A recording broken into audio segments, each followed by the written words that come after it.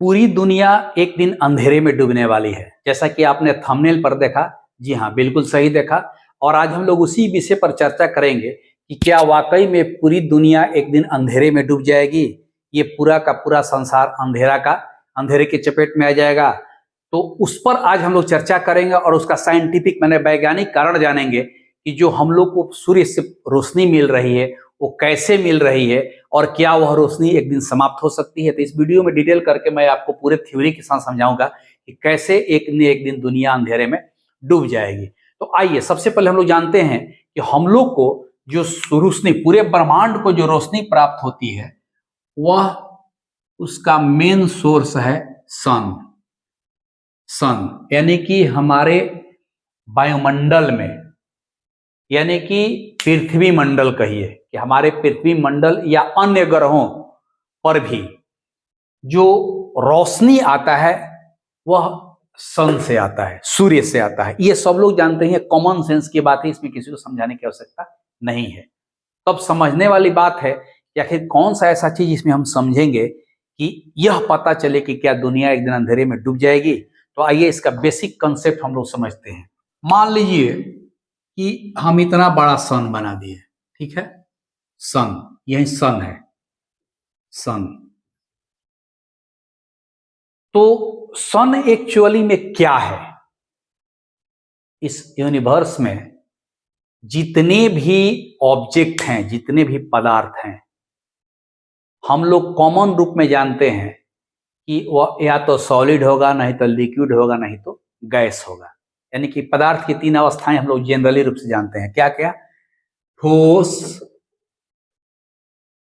द्रव, गैस। यही तीन चीज कॉमन लोग जानते हैं कि पदार्थ की यही तीन अवस्थाएं होती है, ठोस, द्रव और गैस। लेकिन बहुत कम लोग जानते हैं कि पदार्थ की एक चौथी अवस्था भी होती है। ठीक है, जो लोग साइंस पढ़ते हैं या साइंस एंड टेक्नोलॉजी से अपना नाता रखते हैं उनको बेहतर तरीके से जानकारी है कि पदार्थ की चौथी अवस्था भी होती है। उस चौथी अवस्था का नाम है प्लाज्मा।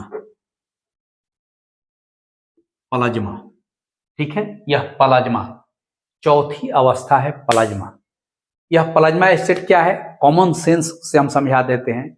जैसे मान लीजिए कि कोई आप एक मोमबत्ती यहाँ रखे हुए हैं, आप मोमबत्ती मान लीजिए जल रहा है, तो मोमबत्ती का यहाँ से यहाँ तक पार्ट तो सॉलिड है, ठीक है, लेकिन ये जो लौ देख रहे हैं मोमबत्ती का, यह लौ किस स्टेट में है? ना ही वो सॉलिड है, ना ही वो लिक्विड है, ना ही वो गैस है। तब ये किस अवस्था में है भाई? तो जो यह आग का लपट है वही है प्लाज्मा। ठीक है, कहीं आग जल रहा है तो आग का जो लपट निकलता है, लौ, वह लौ किस अवस्था में होगा? तो प्लाज्मा अवस्था में। ठीक उसी तरह से ये सन जो होता है वह कंप्लीट प्लाज्मा स्टेट में होता है। प्लाज्मा स्टेट याद रखना होगा कि सन किस अवस्था में है? तो प्लाज्मा अवस्था में। तब वहां पर अंधेरी वाली बात कहां से आ गई कि कैसे दुनिया अंधेरे में हो जाएगी? अब इसका सिस्टम समझिए। अभी तो आपको क्या समझा है कि सन टोटल का टोटल प्लाज्मा स्टेट में है, यानी कि जलता हुआ आग का गोला है।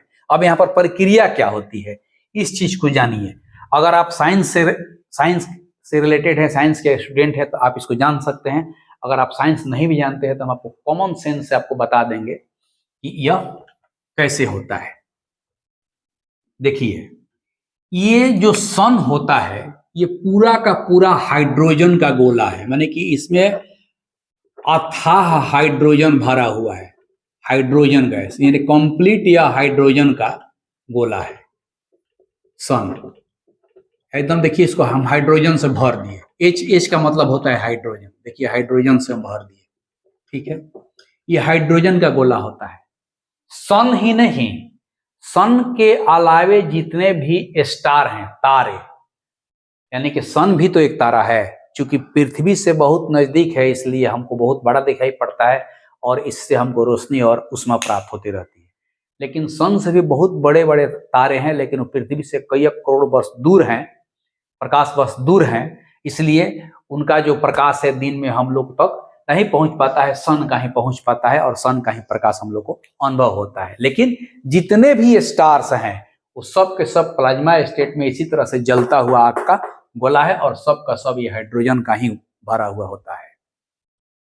तो अब इसमें होता क्या है कि तब यहां से सन से प्रकाश और उसमें कैसे निकलती है, तो इसमें एक क्रिया होता है, एक नाभिकीय अभिक्रिया होता है, नाभिकीय अभिक्रिया,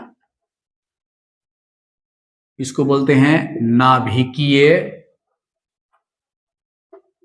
संलयन, है ना, न्यूक्लियर फ्यूजन, न्यूक्लियर फ्यूजन, नाभिकीय संलयन। इसमें होता क्या है, देखिए मेन फंक्शन ही समझना है कि जैसे ये हाइड्रोजन का गोला है, तो दो गो हाइड्रोजन जब एक साथ मिलता है, तो देखिए ये हाइड्रोजन का यहाँ पर 1, यहाँ पर 1, यहाँ पर 1, यहाँ पर 1, ये लिखने का तरीका है। अगर साइंस के आप स्टूडेंट हैं तो समझ सकते हैं कि ऊपर में उसका मास नंबर, नीचे में एटॉमिक नंबर लिखा जाता है। तो दो गो हाइड्रोजन का छोटा छोटा एटम जब एक साथ मिलता है तो बनता क्या है, यह बन जाता है हीलियम 2 प्लस में यहाँ जो निकलता है वह निकलता है प्रकाश प्लस उष्मा, यानी कि यह नाभिकीय संलयन की अभिक्रिया इस तरह से होती रहती है सन में।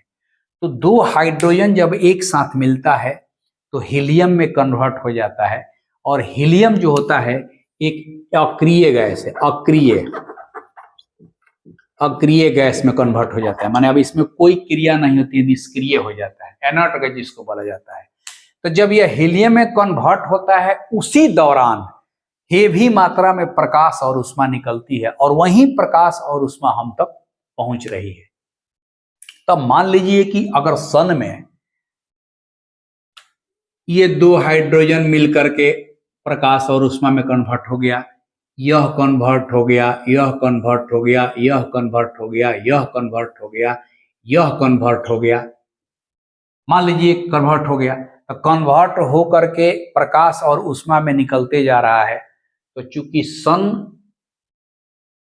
में जितने हाइड्रोजन हैं एक ना एक दिन सब हीलियम में कन्वर्ट हो जाएंगे, और बाकी का प्रकाश और उष्मा हमारे माने पूरे ब्रह्मांड में निकलते चला जाएगा। तो निश्चित रूप से जब यह हाइड्रोजन का गोला सारा हाइड्रोजन हीलियम में कन्वर्ट हो जाएगा, तो एक ना एक दिन इसमें का सारा हाइड्रोजन समाप्त हो जाएगा, और उस दिन आपका सन जो है, सन का अस्तित्व समाप्त हो जाएगा, क्योंकि सन कुछ है नहीं, मात्र एक हाइड्रोजन गैस का गोला है जिसमें यह नाभिकीय संलयन न्यूक्लियर फ्यूजन की क्रिया होती रहती है। और कैसे होती है, तो प्रत्येक दो गो हाइड्रोजन जब एक साथ मिलता है तो हीलियम में बदल जाता है, जो कि एक अक्रिय गैस है, और इसी हीलियम में बदलने के दौरान यह प्रकाश प्लस उष्मा जो निकलता है हमारे पृथ्वी तक आती है। उष्मा से हमको गर्मी मिलती है, प्रकाश से हमारा पूरा सृष्टि जो है प्रकाशित होता है।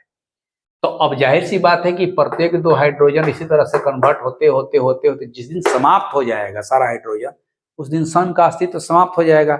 और जब सन का अस्तित्व समाप्त हो जाएगा तो शायद हम कल्पना कर सकते हैं कि हमारी दुनिया अंधेरे में डूब जाएगी।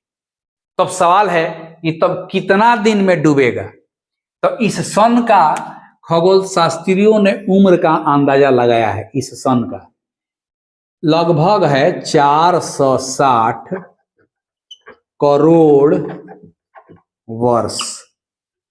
ये लगभग है 460 करोड़ वर्ष। तब आपका चिंता अब दूर हो गया होगा कि 460 करोड़ वर्ष आते आते न जाने कितनी पीढ़ियां बदल जाएगी, न जाने कितने प्राकृतिक में बदलाव आ जाएंगे, और न जाने मानव का अस्तित्व उस समय रहेगा कि भी नहीं इस पृथ्वी पर। तो इसलिए बहुत ज्यादा डरने की आवश्यकता नहीं है। 460 करोड़ वर्ष तक आप इंतजार कीजिए कि दुनिया अंधेरे में डूबती है कि नहीं। लेकिन अगर ये इस थ्योरी के आधार पर आप देखें तो ये फैक्ट है कि किसी न किसी दिन ये सन समाप्त हो जाएगा।